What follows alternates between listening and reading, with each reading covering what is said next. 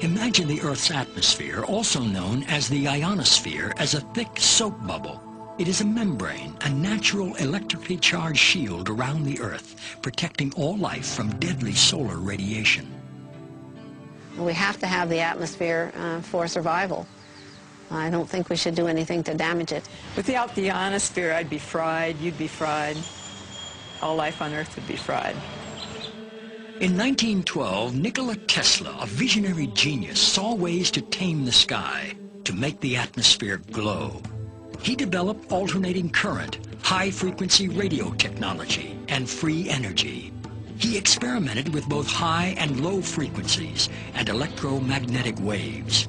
He envisioned altering the weather and creating shields around the Earth to protect us from missiles, and he claimed he knew how to split the Earth in two.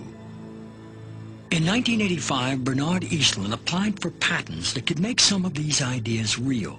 Many claim that these patents have become the blueprint for HAARP, High Frequency Active Auroral Research Program. ARCO originally approached me in 1984 to find a use for the natural gas on the North Slope of Alaska, which they could not sell.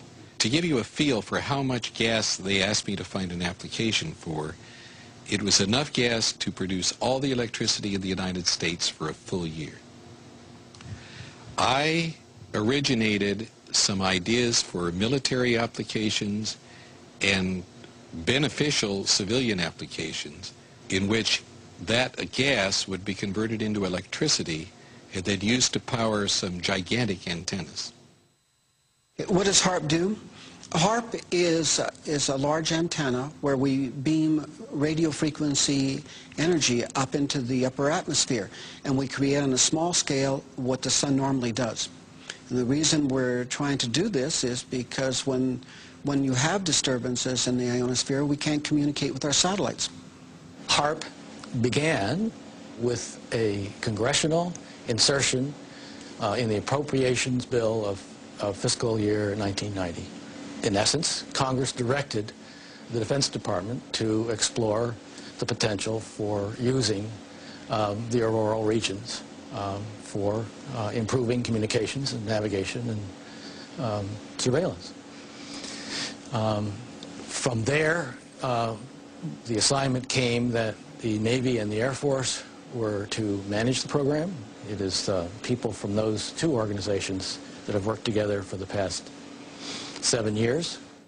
Applications discussed in the patents included destroying missiles.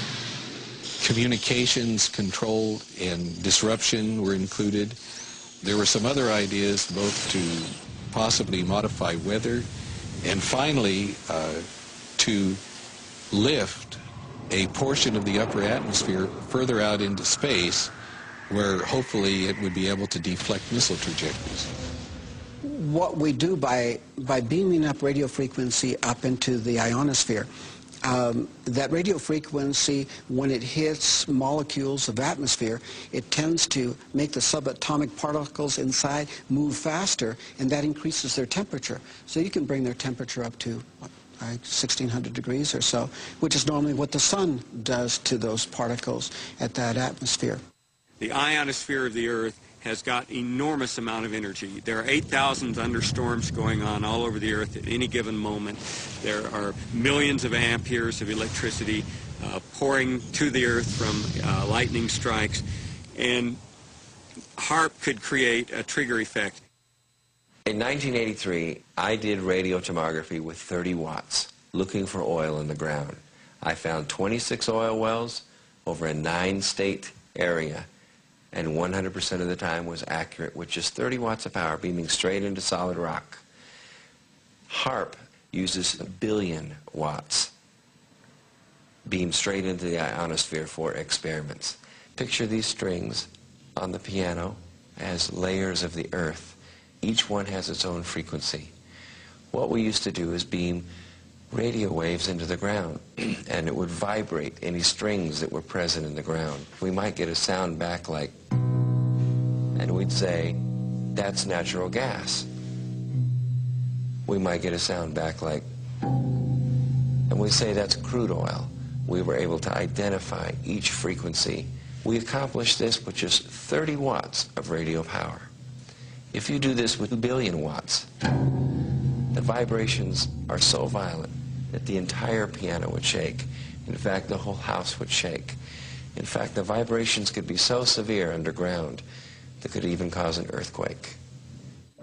While we feel that HAARP is a unique facility, it's not the only one like it in the world. HAARP has some capabilities that we feel are better than some of the others. You can change the frequencies. You can shift the beam so that you can move it from one part of the ionosphere to another, and it has quite a bit more power than some of the other facilities throughout the world that are doing the same kinds of research. I chose what's called a phased array antenna for the patents because it can be aimed. Picture holding your microwave oven in your hands with the door open. Then you can move it around and send those microwaves different directions. And for these applications where I wanted precise control of where the power was, I felt that was the best type of antenna to use. And that is the kind that HAARP has built. What we can do with an antenna is change the portion of the sky into which we insert the energy. HAARP can create some of the effects that the sun creates that are similar to the aurora borealis. HAARP can paint designs in the sky, if you will. You know, it can take the beam and move it in any pattern that the scientist who's doing the experiment might want to do. What I'm holding in my hands is an electrodeless lamp. In it, I have a low atmosphere gas, somewhat similar to the atmosphere above the Earth. I'm now going to put this in the microwave oven, which will irradiate it with about 1 watt per square centimeter. You know, you put 1 watt out and you've got the field necessary to break down the air, or whatever happens. And you see all of the motion of the plasma. That's typical of what will happen at high altitude where the ionosphere gets irradiated with these big beams. That was 1 watt per centimeter. HAARP focuses 3.6 million watts and squeezes it into a billion-watt or gigawatt beam. We're squeezing the megawatts into a narrow beam. Then in a very tiny area, you can create what's it called, an effective gigawatt. Is HAARP safe? Yes, HAARP is safe. The Earth is a web of interconnections. How do we know what we're doing when we blast the upper atmosphere with a huge amount of energy? It takes a tiny, tiny amount of energy to release a huge amount of energy. It's the same as a bullet, for example. If you have the primer on the back of a bullet, and that primer releases a tiny amount of energy, but it triggers the larger power in the bullet itself. And HAARP is playing with the energy system of the Earth. In the HAARP program, we have, I believe right now, 18 different colleges and universities that are working the program with us. University scientists are interested because they're studying science, and this is a major effect on the Earth, and so they want to know more about what it is and what it does. HAARP has no effect on the Earth. HAARP began in the 1980s, and we were just beginning to learn about chaos theory, how a tiny stimulus can change the dynamics of a living system like the human body or the whole living Earth. I don't think the people who developed HAARP were even aware of that science or its impact in the life sciences. Today, our knowledge is much bigger about how tiny effects can drastically shift the health or well-being of a living thing. It is possible with a big beam to take a part of that upper atmosphere and push it out further. What they're not paying any attention to is what's happening to the ionosphere while it's being held 80 miles out into space by this high-energy beam. It's heating up. And all of the molecules in that ionosphere region are absorbing energy out of that radio beam. And if they pick the right frequency to push that plume out into space, that energy may discharge back out of the ionosphere, back down the radio beam, and strike the Earth. And it would be about 100 times the energy released out of a thunderbolt. And that's how much energy would be released. in certain applications, the military acknowledges that it can literally lift the ionosphere. And what they say is, it's not a problem, it's a short period of time, yet when you lift the ionosphere up, the lower atmosphere rushes in and fills that void, which changes localized weather patterns. The Los Angeles Times on April 21st, you said that you told the Associated Press that the American government has created weather tampering techniques so that the New World Order will be able to starve millions of Americans and to control the rest. Would you explain what you were trying to say? Well, what I was trying to say is exactly what I said. There is weather control techniques. We have a complete package on that, which I did not bring, but I certainly will see to it that it is brought in for the record. Number one, the entire patents on the equipment. Number two, Senator Claiborne Pell's complete statement and story of his own that not only does it exist, but that we even utilize it as far back as the Vietnam War. You might want to touch base with Senator Pell.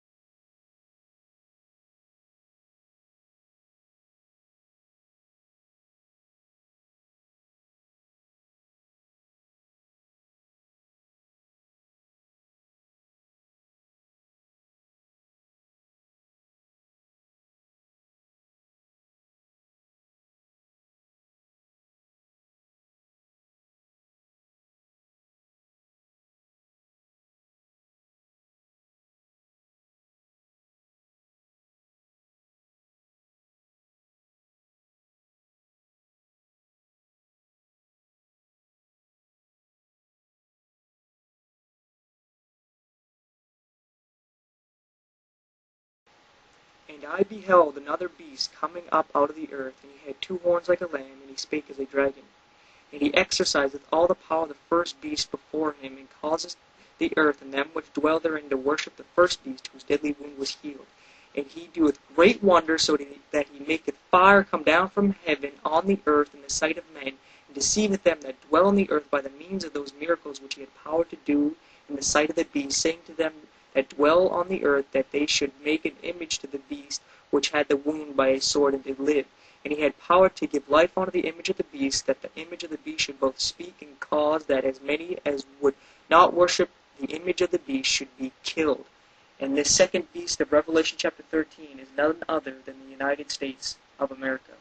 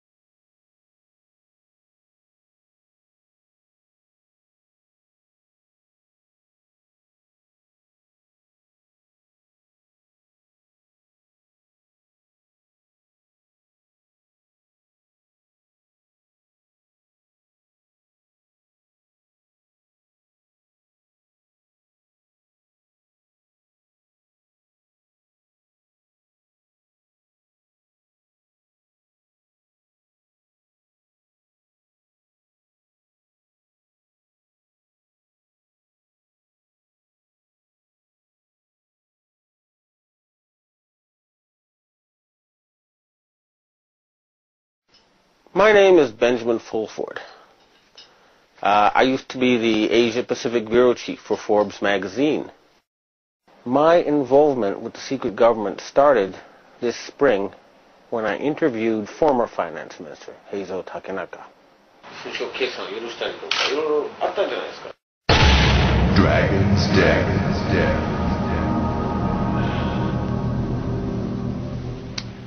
I confronted him with evidence that he had sold out the Japanese financial system to a group of financial companies controlled by David Rockefeller and the Rothschilds. The very next day, I got an email from someone who said he was introduced by Mr. Takenaka and he wanted to meet somebody. The person I met gave me this Freemason badge, and he said to me that he was a professional assassin and that I could either stop exposing people, he said I could either continue exposing people and die at the age of 46, or I could become basically Finance Minister of Japan. Now I have all this proof on tape and video.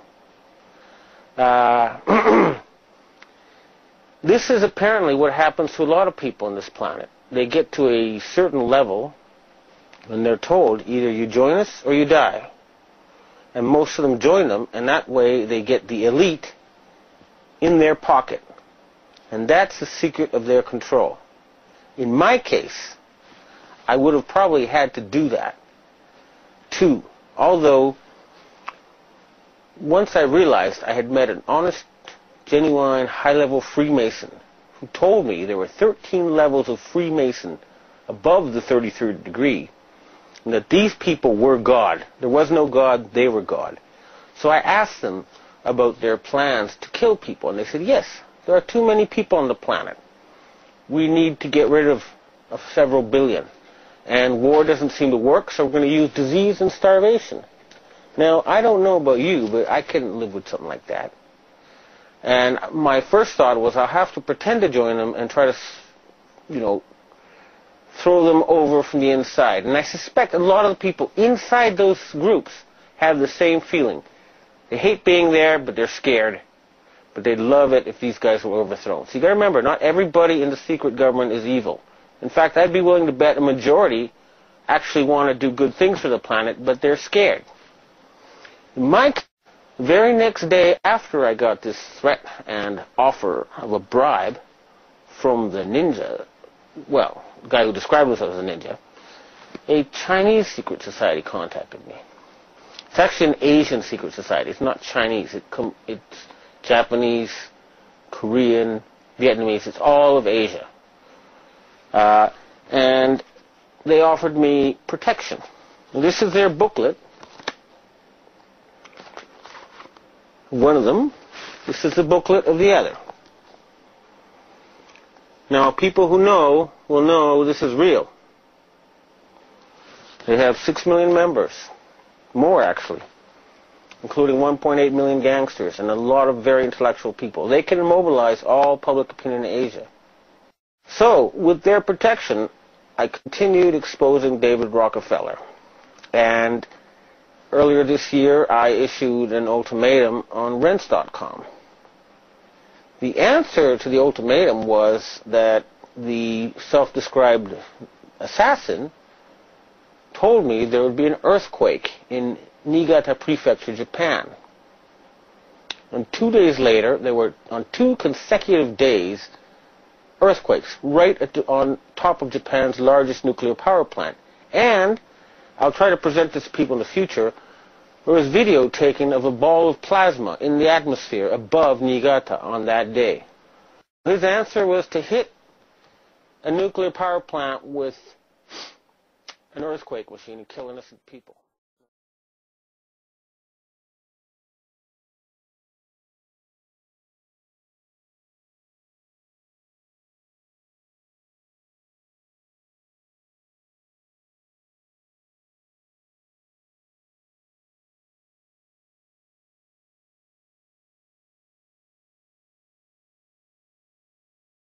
Last year, I confronted Heizo Takenaka, the former Japanese finance minister, over why he handed over control of the Japanese financial system to a group of American and European oligarchs. He and his envoy told me that it was because Japan had been threatened by an earthquake machine. I did not believe it at the time. However, when I started exposing some of their doings, I was told by the Japanese security police that because of what I had said on places like Rents.com, that Niigata City was going to be hit by an earthquake. 2 days later, Japan's largest nuclear reactor was the exact epicenter of 2 earthquakes, both 6.8 in magnitude. That was too much of a coincidence for me. So I started doing research and found out about HAARP, H-A-A-R-P. And I realized that they really did know how to make earthquakes. And they do it by shooting a billion-watt microwave into the ionosphere, which is the part of the atmosphere that has a lot of energy in it.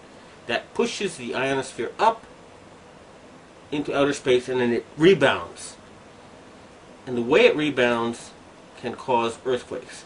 Just like an opera singer can break a glass by singing at a certain level, or by dragging your fingernails on a blackboard, you feel a weird sensation. If they adjust the vibration for the rock underneath their target site, they can do that. The same machine can also heat up subterranean water to cause earthquakes. And remember, a billion-watt microwave. What does microwave do to water? It heats it up. Now imagine if you put 1 billion watts into a tropical storm. You could make it much bigger, and you could change the direction it flows in. You know how there's high pressure zones and low pressure zones. Well, high is hot and low is cold. And the hot flows into the cold. And vice versa when there's more of the cold. So they can heat up an area and cause it to flow into a next door area. In other words, these people are capable of creating the cyclone that hit Myanmar, the tsunami that hit Indonesia, and the earthquake that hit China. Now, after the earthquakes hit Niigata, a member of the Inagawa crime family, which is based in around the U.S. Yokosuka Air Base, and members of the Inagawa family have told me that their big boss is George Bush Sr. In other words, they work for Skull and Bones. And they invited me to a so-called UFO gathering where they showed me the video of this blob. They told me it was a UFO, but it was obviously, to me anyway, a plasma weapon, or a ball of heat created by something like a billion-watt microwave. And I predicted in my blog that there would be videos of lights found above China before the earthquake. And those videos then appeared on the internet after I predicted they would. And furthermore, a Taiwanese satellite detected a 50% drop in the ionosphere, in the amount of electric energy in the ionosphere above the earthquake zone.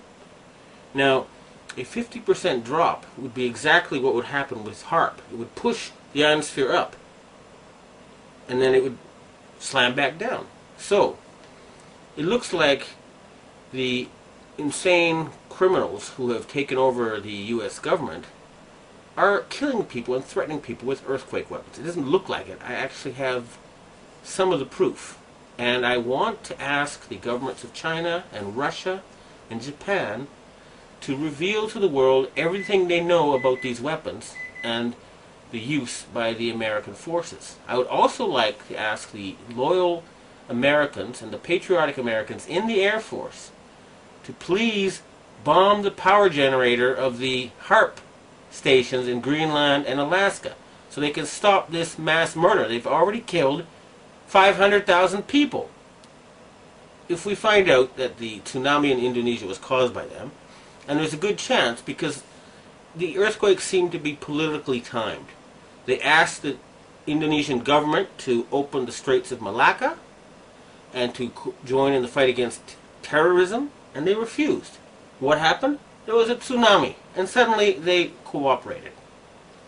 In Myanmar, they were about to have an election, and immediately before the election it came. And guess what? Just conveniently, the U.S., British, and French navies are standing by with food supplies. It should take a couple of weeks to get there. What were they doing there already? And China had just succeeded in getting India to join with Russia and Brazil and other countries to join the Shanghai Cooperation Agreement or to cooperate with it. And Japan just had a very, very friendly summit meeting with China where the emperor met the Chinese leader 3 times. President Bush has not met the Japanese emperor in 8 years. Okay? So in other words, the United States is becoming isolated. And instead of being the policeman of the world, they have become the criminal of the world, the gangster of the world, the bully of the world. They have been taken over by madmen. And they have to be stopped. But we must not give them any excuse to convince the Western public to support a World War III. That's what they want, and they're not going to get it.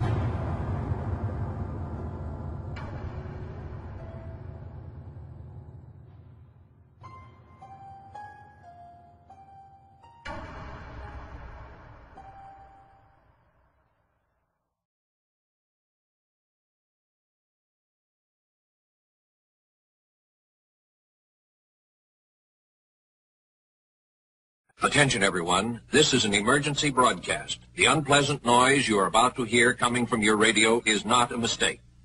Please do not turn off your radio, but turn up the volume on your receiver as high as it can go, so that you can make the sound we broadcast as loud as possible.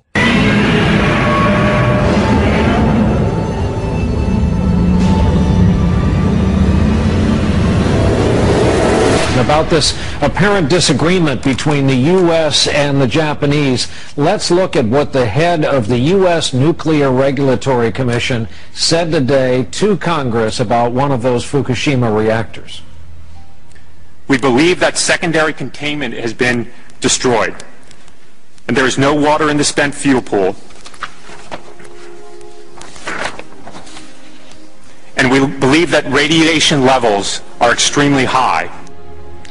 In other words, the Americans saying that it's worse than Japanese officials have let on. All of this leads us to our chief environmental affairs correspondent, Ann Thompson. Ann, we thought something was up when the Americans wanted their people further away from it than the Japanese standard earlier today. What's behind this apparent disagreement?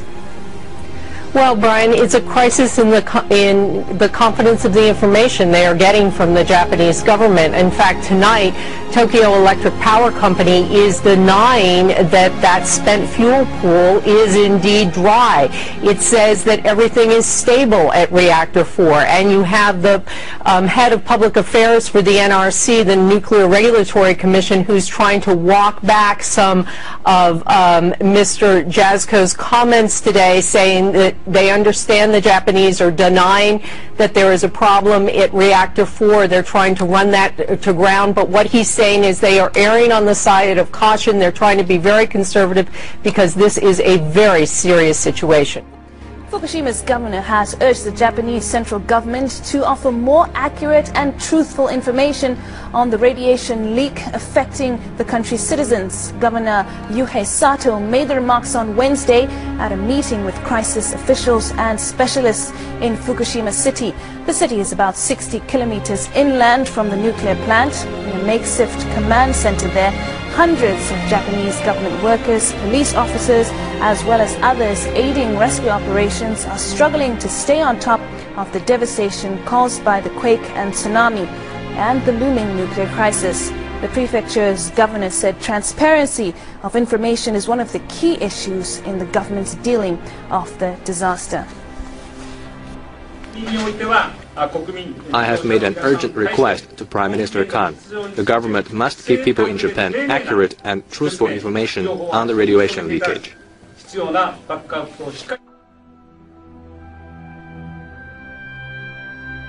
Japan's Prime Minister has addressed the nation as fears intensify about a possible nuclear meltdown at a power plant struck by last Friday's catastrophic earthquake and tsunami. The company running the Fukushima nuclear power plant has admitted meltdown is a possibility following 2 fresh explosions at the complex, and there are also fears of radioactive leakage with reports of damage to the structure protecting the reactor. And now we can go live to Japan, and our correspondent Ivor Bennett is there for us. Hello there, Ivor. So radiation levels have risen both inside and outside the plant. How bad is the situation, and what's the risk of nuclear disaster now, and what's being done to try and prevent it? The situation now is very critical indeed. There's a very realistic threat of a nuclear meltdown now. That's according to the Prime Minister, Naoto Kan. He's just come out and addressed the nation, warning people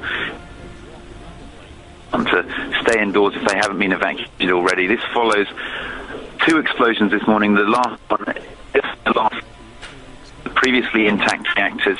The second one, actually, one reactor that wasn't even turned on. It had been shut down at the time of the earthquake, and we now could be on the verge of a major nuclear catastrophe. We know radiation has leaked there have been serious radiation leaks at both reactors. The radiation levels are 400 maximum level that's normally absorbed in 1 year. Previously, after the first explosion this morning, those levels were at 8 times, so just in the last few moments they've shot up, and it is a very critical situation indeed. And this is the first time actually that the Tokyo Electric Power Company and the Prime Minister have come out to say that we could be on the verge of a catastrophe here, and there is major very realistic possibility of meltdown. So this is very significant indeed, and the situation is critical.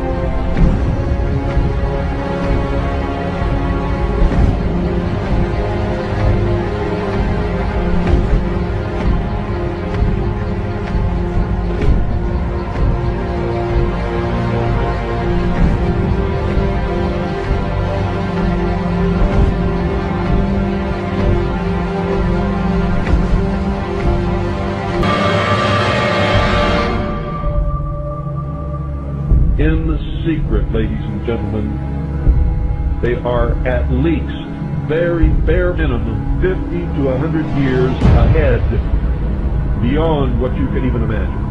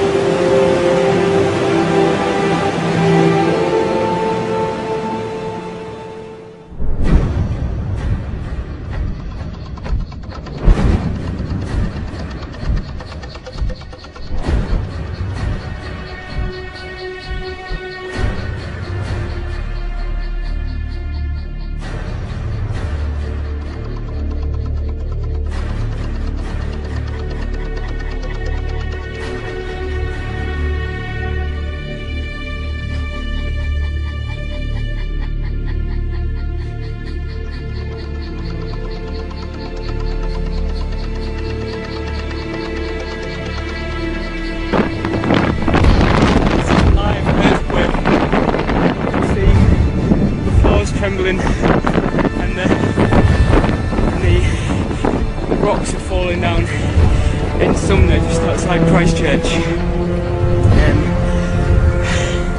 This giant rock has just fallen on the RSA building, and you can see it's crushed the building there, and the cars.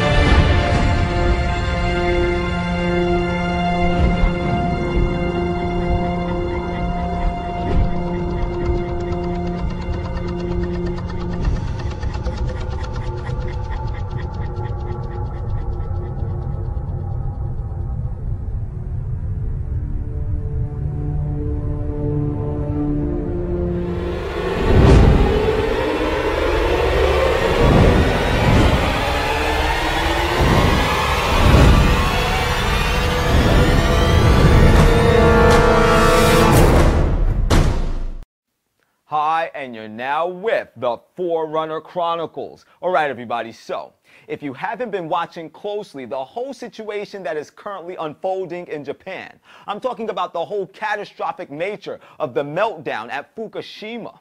then whatever you're doing right now, you need to stop that and take a look at what I'm about to show you, because it is absolutely out of control right now.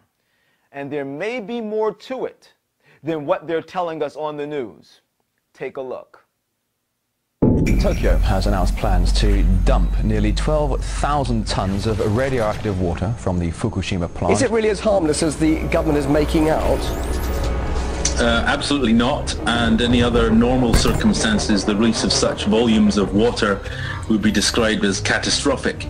There's no concept how to store the radioactive fuel.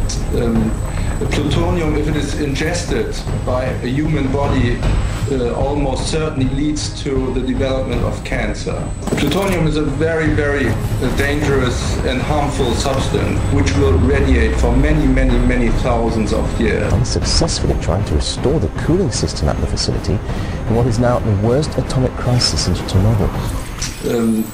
Plutonium, if it is ingested by a human body, almost certainly leads to the development of cancer.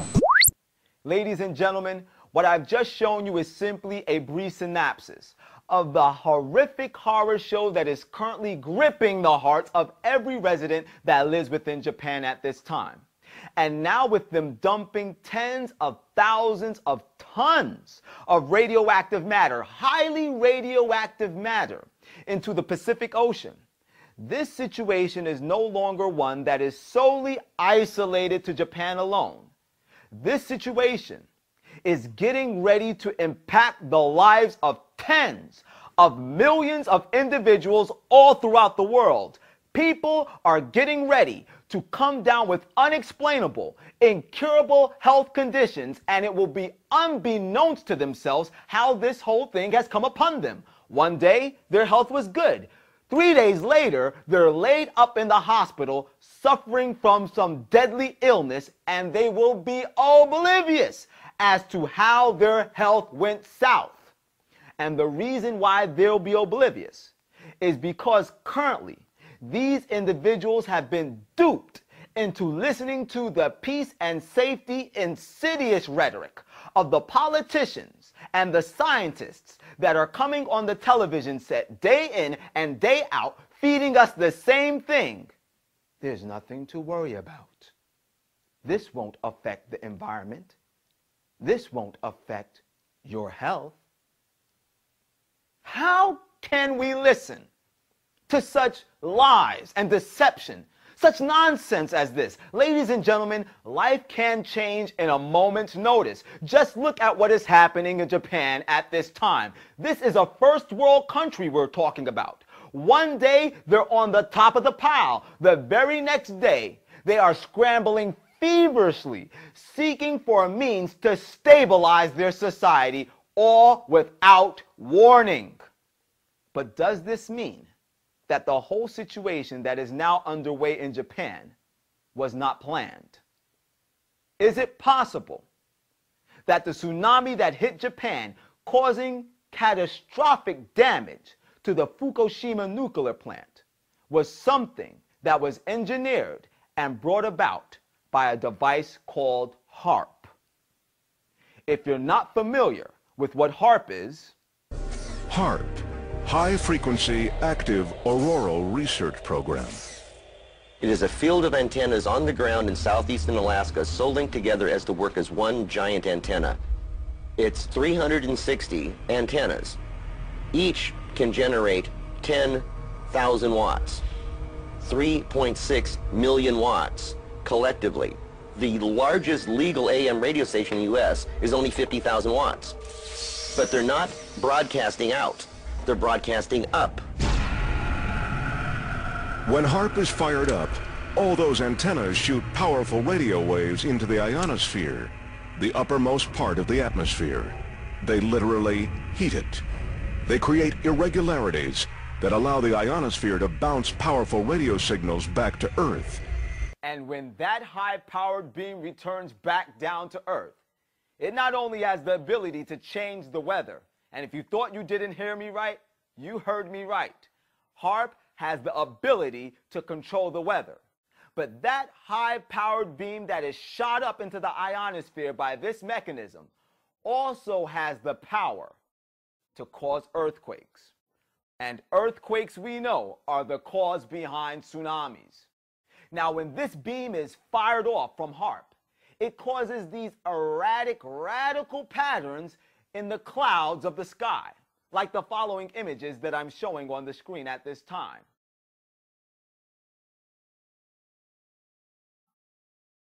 Now, I want you to compare those images that I just showed to you with the following video footage, because what I'm about to show you is actual video of Japan's sky just prior to the tsunami that hit on March the 11th, or should I say on 3/11.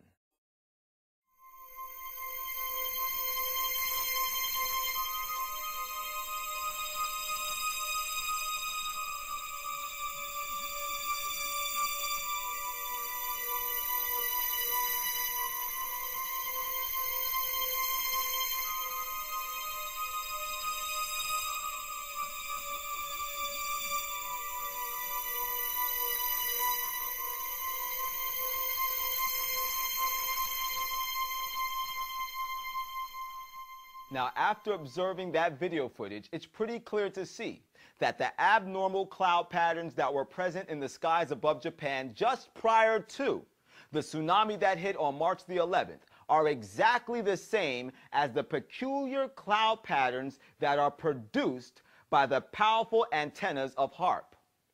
But if that's true, could it also possibly be true that the government of the United States of America is responsible for creating the massive cataclysmic tsunami that hit the shores of Japan, bringing absolute destruction to everything in its path and turning their reality into a living nightmare?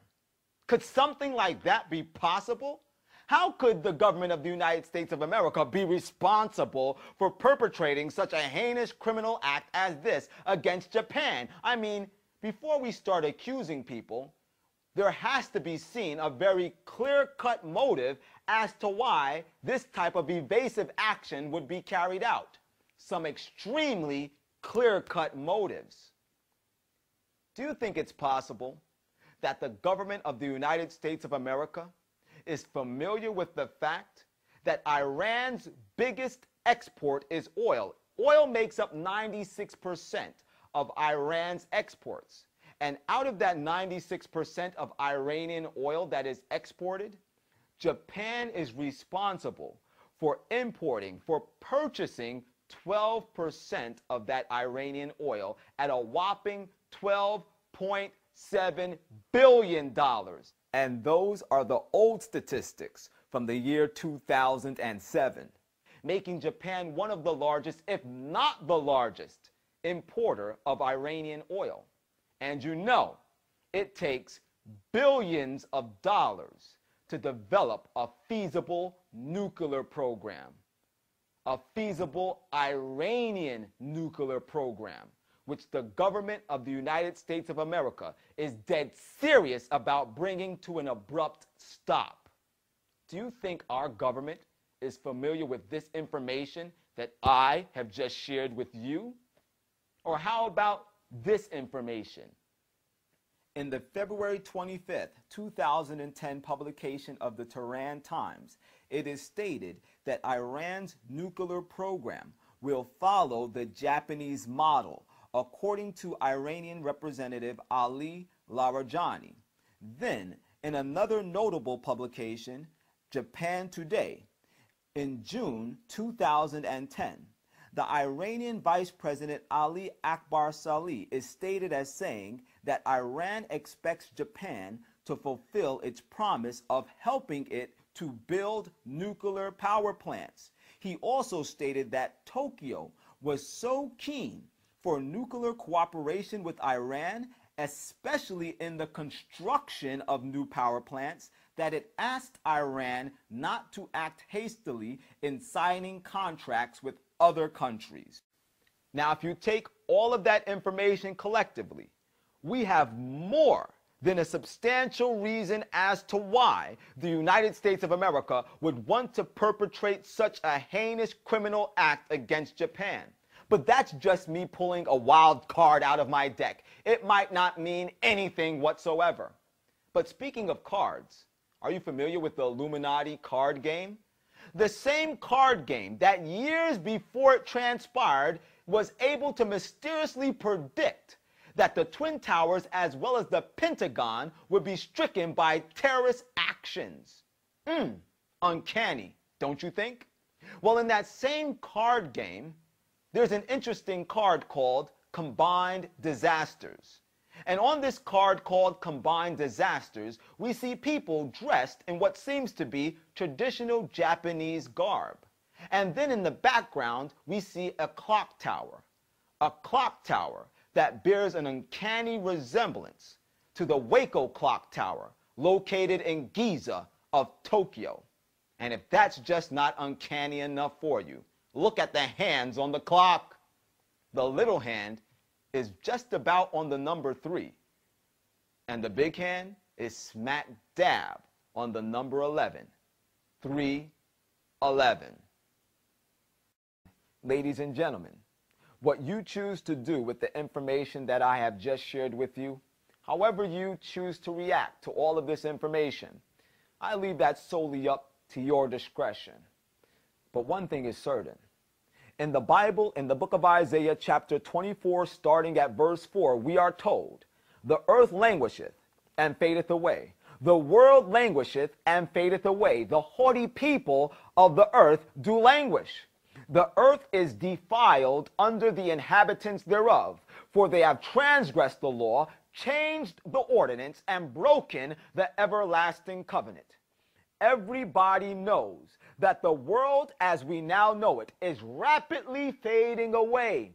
Everybody has now seen a haughty people, a proud nation, a first world country, Japan, brought to its knees without a moment's notice.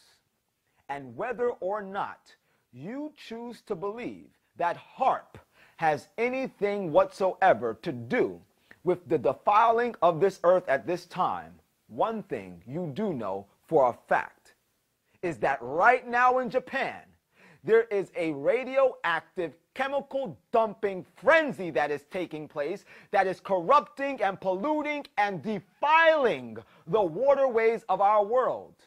And as a result of these present activities, people all across the world, tens of millions even, are getting ready to suffer from cancer like the common flu. And that's no joking matter.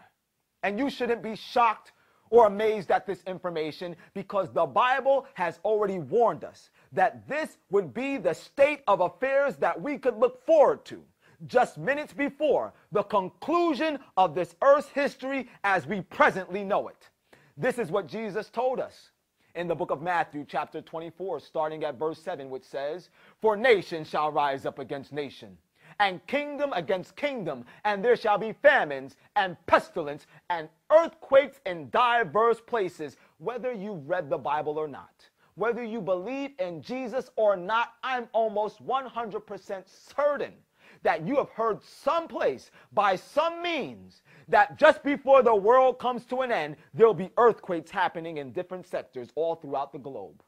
Whether you believe in the Bible, read it or not, believe in Jesus or not, I'm almost 100% certain that you have heard that there will be pestilence, disease happening in epidemic proportions all throughout the globe just before the end of this world. And that is exactly what we see unfolding at this time right before our very eyes. And the Bible tells us in the very next verse, in Matthew 24 and verse 8, "And all these are the beginnings of sorrows." That word sorrows in the original Greek means birth pangs or labor pangs. What we're talking about here are labor contractions. In other words, all of those prophetic events are the beginning of the labor contractions. Anybody that knows anything about childbirth knows that a pregnant woman must wait until her contractions are about 5 minutes apart until she can truly expect for the time of her unborn child to be delivered. And Jesus has given us this astounding object lesson from human nature to superimpose it on these prophetic events, that we might have a guide to help us know as to when the time of the deliverance of God's people is near at hand. When we see these prophetic events, like earthquakes and pestilence, happening rapidly one behind the other, we may know for a surety that the time of the appearance of Jesus Christ for him to deliver his people is at hand. And ladies and gentlemen, we are going to need Jesus to deliver us. Why? The Bible tells us in the very next verse why we're going to need deliverance, in Matthew chapter 24 and verse 9, which says, "And then shall they deliver you up to be afflicted, and they shall kill you, and ye shall be hated of all nations for my name's sake." It never says here, Jesus never says there, "And then shall I rapture you out of the world so that you experience no suffering, so that you don't have to go through the tribulation." The Bible doesn't say that because Jesus never said that. What Jesus said, who has all truth, who is our master and our king, what he said is that then shall ye be afflicted, then shall they kill you, then shall ye be hated of all nations for my name's sake, because by faith you are walking in obedience to all of my commandments. That's what's going to happen. And in that time of tribulation, Jesus will come to deliver his people. But are you preparing so that Jesus can deliver you from that time? Only those who are grabbing hold of the power of the Spirit of God to separate from their sins and to live a life of righteousness, a life that reflects the beauty of Jesus Christ, will be prepared for that time. But the majority of us, we're not preparing. We're not even thinking about preparation. Most of us won't even begin to think of the thought of preparation until calamity, like a ferocious monster, comes kicking into our bedroom and pushing us off of our mattresses of self-deception so that we wake up. Are you going to wake up? In this time of preparation, what are you going to do? You know what most people are doing? The Bible tells us in the book of Isaiah chapter 23, starting at verse 12, which says, "And in that day the Lord God of hosts called for weeping and mourning, for baldness of head and girding of sackcloth, and behold, slaying of oxen, killing of sheep, eating of flesh, and drinking of wine. Let us eat and drink, for tomorrow we die." Do you know what God was telling us in those two scriptures? What he was saying here is that in the time in which he himself is calling for humanity to repent from our sins, to turn away from our adultery, to turn away from our fornication, to give up our lying, our stealing, our cheating, to give up our homosexuality, to give up our masturbation, our drug abuse, our alcohol abuse, to give up our gossiping, to turn away from every hereditary and cultivated tendency to sin, to repent from these evils. In that time, instead of doing this, most people are saying, "Let us eat and drink, for tomorrow we die. Let's live a prosperous lifestyle. We need to be happy in this world. We got to occupy until he comes, you know. Let's get bigger houses, more fancy cars. Let's get a bigger screen TV than the big screen, flat screen TV that's already on my big wall, so that I can have a bigger casket to die in." That's what people are doing right now. Let us eat and drink, for tomorrow we die. That's right. We're all going to die one day if Jesus doesn't save us before then. But ladies and gentlemen, death is not going to save you from the judgment. The Bible clearly tells us in the book of Hebrews, chapter 9, starting at verse 27, "As it is appointed unto man once to die, but after this the judgment. So Christ was once offered to bear the sins of many, and unto them that look for him shall he appear the second time without sin unto salvation." Yes, we all must die, but after that we all must stand in the judgment of God. Whether living or dead, we will all face the judgment of God. When your name comes up in judgment, how will you stand? Will you be given the crown of life? Or will you have to experience the destruction of eternal fire? The choice is yours, you know. Ladies and gentlemen, this is a serious situation. Are you truly looking for the second coming of Jesus Christ? Do you truly desire to be saved out of this perverse world?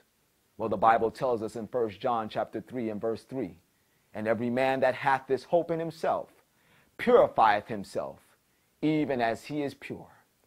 Are you seeking to surrender your heart to God so that he can purify you, so that you can be pure just like him? This is why Jesus came, to save us not from some of our sin, but from all of our sin. That's what the Bible tells us in 1 John 1 and verse 29. And the next day John seeth Jesus coming unto him and saith, Behold the Lamb of God, which taketh away the sin of the world. Jesus wants to cleanse you of your sin. He died so that you might experience his eternal life. He doesn't want to spend eternity without you. If you lose out on eternity, it's because it's your personal decision. Ladies and gentlemen, it is time to prepare now, because very soon they're getting ready to play this card out of their deck. And when they play that card, the Bible tells us in Revelation 13 and verse 8, and all that dwell upon the earth shall worship the beast, whose names are not written in the book of life of the Lamb slain from the foundation of the world. If you have not separated from your sins through faith in the cleansing power of the life of Jesus Christ, you will worship, you will pay homage, you will bow down to the beast, and you will receive his mark. The choice is yours.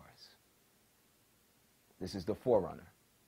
And as always, whether you like it or not, the truth is the truth.